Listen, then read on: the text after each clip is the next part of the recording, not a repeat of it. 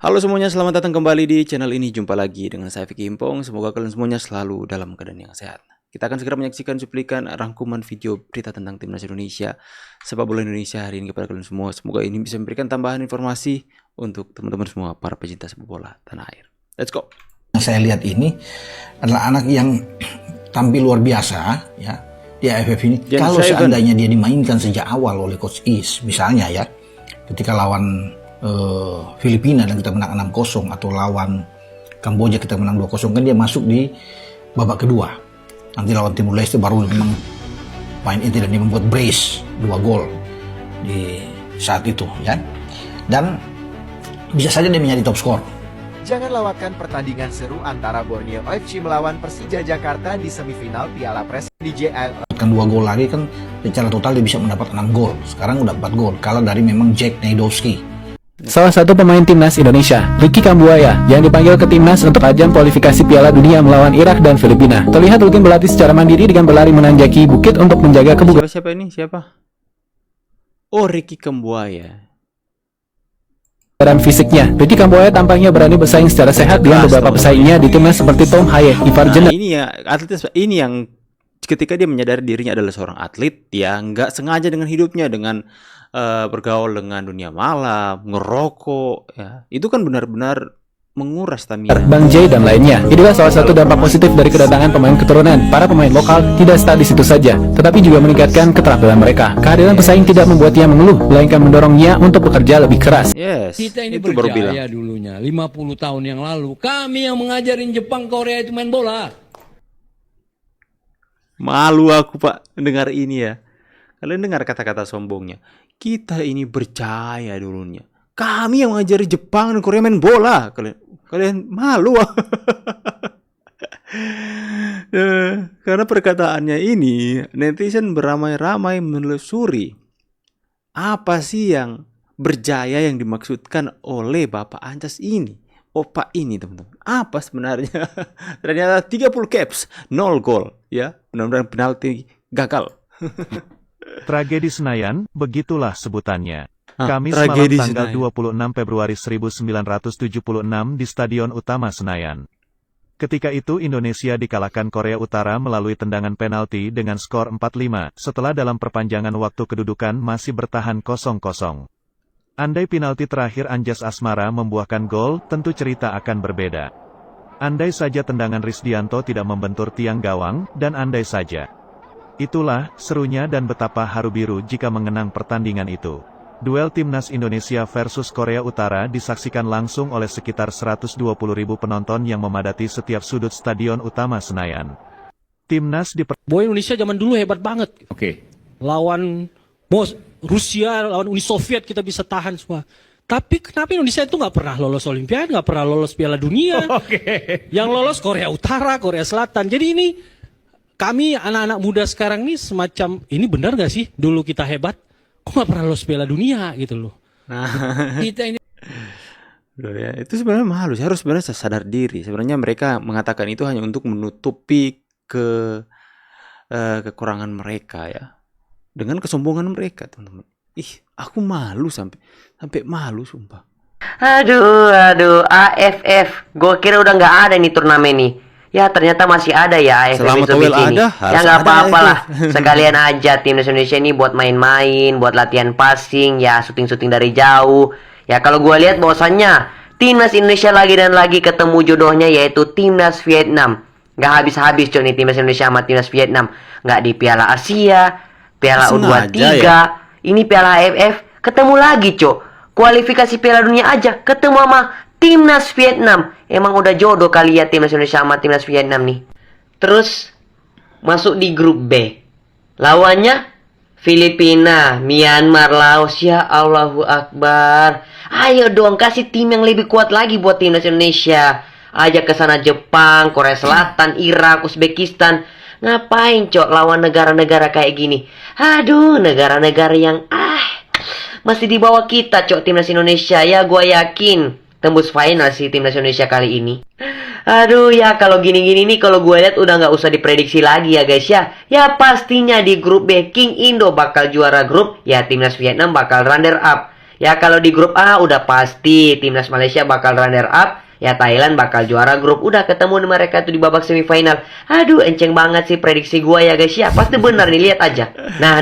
Terus kalau kita mau prediksi siapa yang bakal ke babak final, udah enceng banget menurut gua prediksinya. Tim Club Hub, yaitu timnas Thailand, bakal bertemu King Indo di babak final. Dan tahu siapa yang bakal menang? Ya pastinya King Indo sang juara. Ya gue yakin Indo 100% bakal juara sih di turnamen AFF ini. Ya kalau gue sih surat terbuka buat seluruh panitia AFF. Yang mulai sekarang tulis aja tuh di pialanya Timnas Indonesia. Ya guys ya, nggak usah malu-malu. Udah gue yakin pasti Timnas Indonesia bakal menang nih. Lihat aja. Oh iya, gue lupa satu lagi nih. Buat kalian semua para netizen Indo yang kemarin sempat nyaranin buat Bung Towel agar bisa menjadi pelatih timnas Indonesia di AFF, ya gue bilang sekali lagi jangan ya guys ya. 100% jangan. Ya kalau nggak mau lihat timnas Indonesia menjadi juru klasemen di grup B, ya mending gue bilang jangan. Ya mending pakai Coach Sintayong aja sih biar kita ke babak final. Siapa yang nyuruh? Siapa yang nyuruh? Ini parah ini orang. Mencari anak Indonesia yang ada di luar negeri. Oke. Saya kasih pertanyaan bola, boleh nggak? Boleh, Bang. Hernando Ari hebat Udahlah, hebat, keren. Keren. Tega nggak kita lihat dia di cadangan?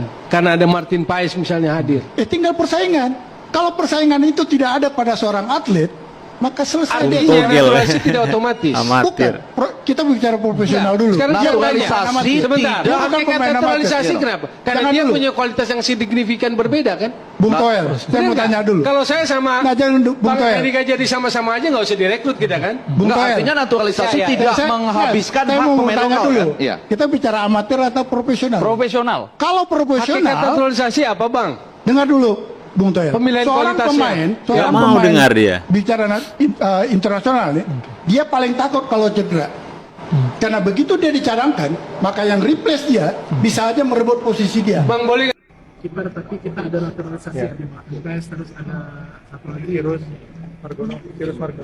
Margono. Mungkin kamu melihat pertandingan seperti apa sih? Ada rasa gentar atau nggak ada, biasa aja. Ya nanti sama-sama belajar lah mas, istilahnya gitu. Dan Martin Paes sangat suportif menurut saya, karena dia kemarin waktu saya sempat ada player of the match itu dia mengomentari di kolom komentar, jadi kayak saling mensupport lah satu sama lain. Walaupun kita belum ketemu ya, jadi saya sangat senang dan welcome kalau dia datang. Itu baru bilang mental pemain.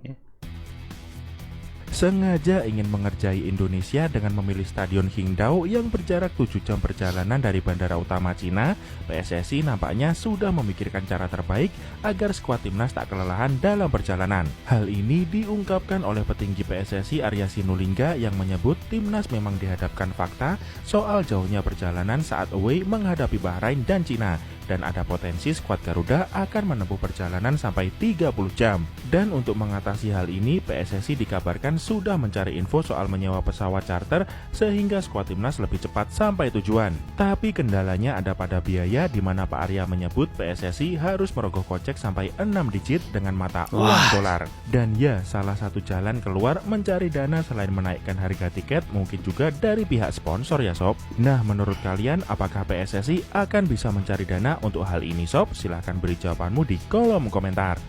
Semoga tercapai dananya ya. Hai semuanya, garangnya Garuda Muda saat mengalahkan Australia di Piala Asia membuat takjub seantero Asia. Bagaimana bisa tim dari Asia Tenggara yang awalnya dianggap underdog berhasil menumbangkan langganan Piala Dunia itu? Begitu pula saat melawan tim Asia Barat Yordania. Bahkan Indonesia menang telak hingga skor 4-1. Kejutan semakin istimewa saat berhasil mengalahkan monster dari Asia Timur, yaitu Korea Selatan. Ya, tim ini adalah monster bro. Korea Selatan adalah langganan Piala Dunia. Khusus untuk tim junior, timnas Korea Selatan telah 5 kali mengikuti turnamen Piala Asia U23 sejak pertama kali diadakan pada 2013. Dan kalian tahu catatan prestasi timnas Korea Selatan di Piala Asia U23?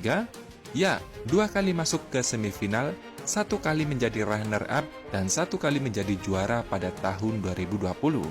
Selain itu, timnas Korea Selatan selalu menjadi langganan Olimpiade.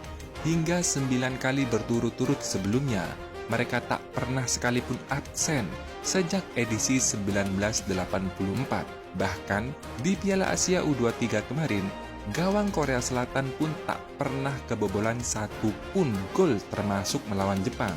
Jadi wajar saja jika menyebut Korea Selatan bahkan U23 mereka adalah tim monster untuk level Asia. Tapi pernahkah kalian berpikir mengapa timnas Indonesia bukan hanya untuk U23 saja, tapi hampir dari level U16 hingga senior pun performanya bisa naik secara signifikan seperti sekarang? Nah, kali ini kita akan membahas fakta sebenarnya, dan kalian pasti akan tercengang jika mengetahui kebenarannya.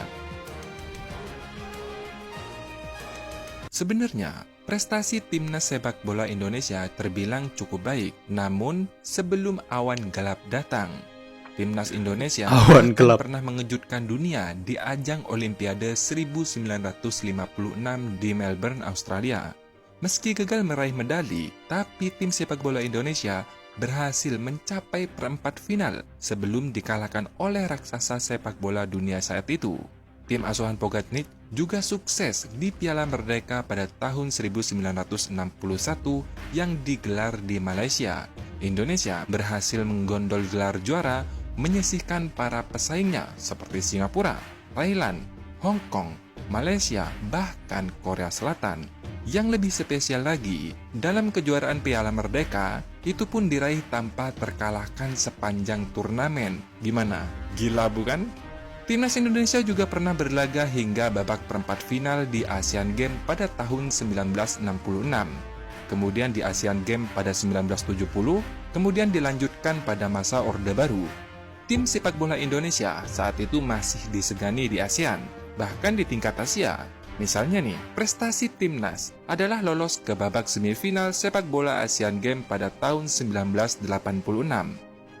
Pada awal reformasi, skuad Garuda berhasil lolos ke putaran Piala Asia tahun 2000 di Lebanon setelah tak terkalahkan di babak kualifikasi. Ajang tersebut sekaligus awal masuknya awan hitam dan akhir era kejayaan timnas Garuda.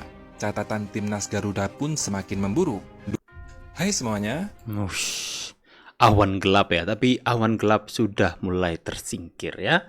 Kita doakan agar supaya awan gelap ini tidak datang lagi ya.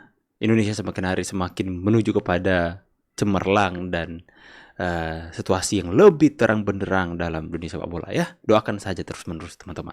Saya pamit dulu, tulis tanggapan dan opini kalian di kolom komentar. See you on the next video and God bless. Bye guys.